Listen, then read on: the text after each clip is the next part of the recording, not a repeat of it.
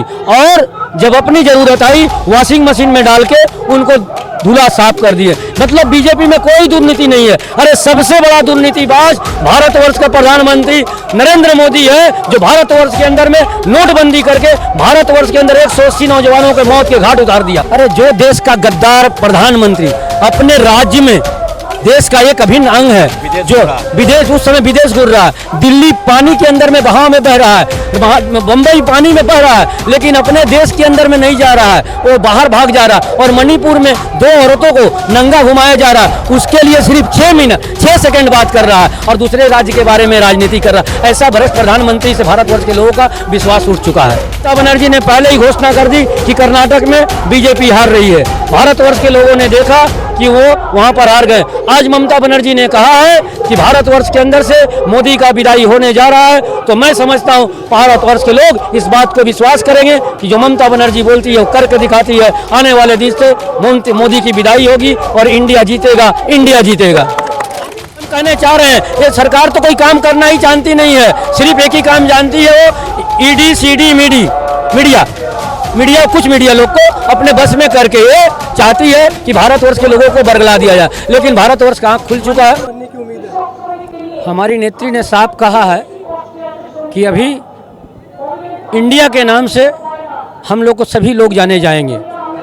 उनकी ही दिमाग की उपज है कि इंडिया इंटरनेशनल डेमोक्रेटिक अलायंस का रूप दिया गया है और इसमें जहाँ जहाँ से जितने एमपी जीत के आएंगे सभी एमपी अपने बैठेंगे और उस एमपी के तरफ से प्रधानमंत्री के रूप में जिसका नाम प्रस्ताव आएगा उसे प्रधानमंत्री के रूप में देश जानेंगे। क्या आप लोग नहीं चाहते हैं कि बंगाल से कोई मुख्यमंत्री वो देश के प्रधानमंत्री हो? बंगाल की नेत्री बाघनी है और लोग बोलते हैं लेकिन वो करके दिखाती है।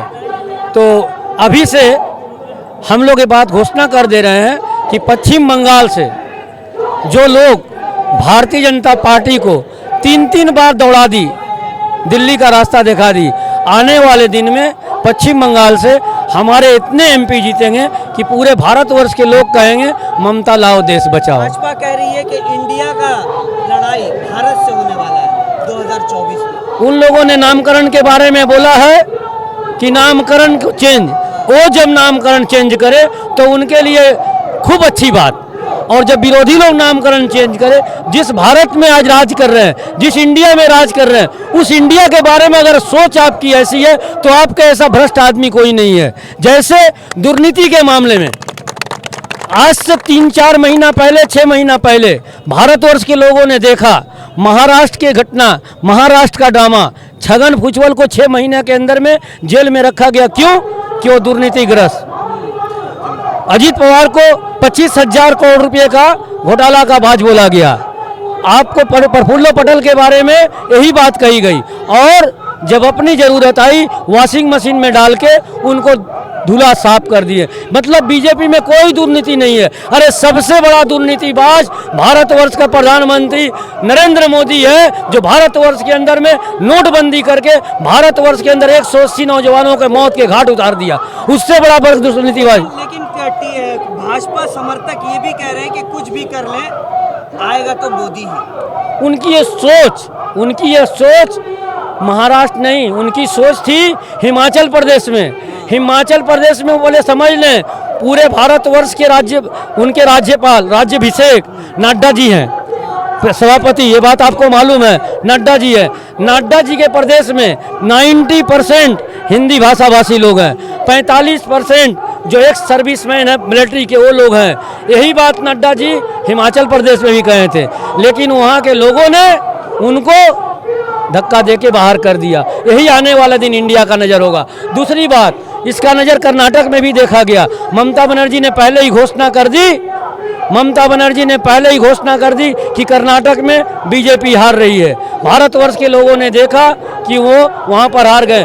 आज ममता बनर्जी ने कहा है कि भारतवर्ष के अंदर से मोदी का विदाई होने जा रहा है, तो मैं समझता हूं भारतवर्ष के लोग इस बात को विश्वास करेंगे कि जो ममता बनर्जी बोलती है वो करके दिखाती है। आने वाले दिन से मोदी की विदाई होगी और इंडिया जीतेगा, इंडिया जीतेगा। आखिरी सवाल है कि मणिपुर जल रहा है, ममता बनर्जी जाना चाहती है मणिपुर, उनको परमिशन नहीं मिल रही है। अरे जो देश का गद्दार प्रधानमंत्री अपने राज्य में देश का एक अभिन्न अंग है, जो विदेश उस समय विदेश घूर रहा है, दिल्ली पानी के अंदर में बहाव में बह रहा है, बम्बई पानी में बह रहा है, लेकिन अपने देश के अंदर में नहीं जा रहा है, वो बाहर भाग जा रहा है। और मणिपुर में 2 औरतों को नंगा घुमाया जा रहा है, उसके लिए सिर्फ 6 सेकंड बात कर रहा है और दूसरे राज्य के बारे में राजनीति कर रहा है। ऐसा भ्रष्ट प्रधानमंत्री से भारतवर्ष के लोगों का विश्वास उठ चुका है।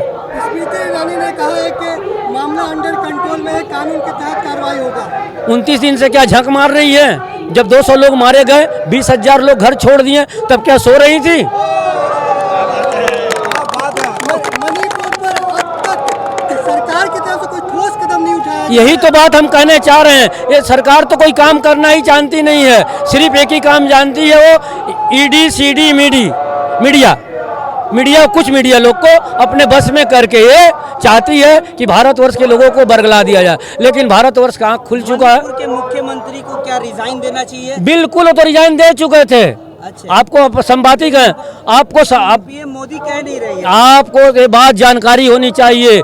लज्जा से उस राज्य का मुख्यमंत्री रिजाइन दे दिया था सिंह जी, लेकिन अपनी इज्जत बचाने के लिए उनके रिजाइनेशन को फाड़ दिया गया। ये देश का भ्रष्ट प्रधानमंत्री है। मणिपुर की जो गवर्नर है वो एक महिला है और वो कह रही है कि बहुत खौफ का माहौल है। अब आप एक ही बात सोचिए, जहाँ के राज्यपाल इतनी खौफ में हैं, वहाँ की जनता कैसी होगी? इससे वैसे यार कुछ नहीं।